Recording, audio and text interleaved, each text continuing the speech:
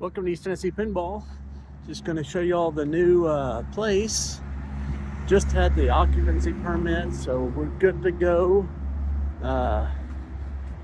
There's our new sign. I got to hang it. It's just sitting there for the moment. We'll walk in here. So this is going to be like the showroom area. We may have some public play also. So pretty good sized space here. There's Jane sitting around doing nothing.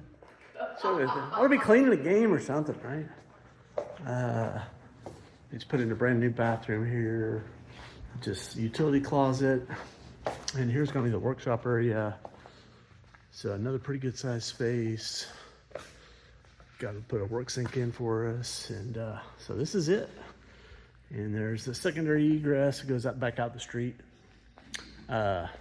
So anyway, we are going to start moving in here as soon as tomorrow. We just got the keys, and so it's Thursday. So come Friday tomorrow, I think we're gonna start moving in. It's got a lot of stuff to move. Oh my gosh, how much stuff do we have? Too much? It's never enough, baby. It's never enough.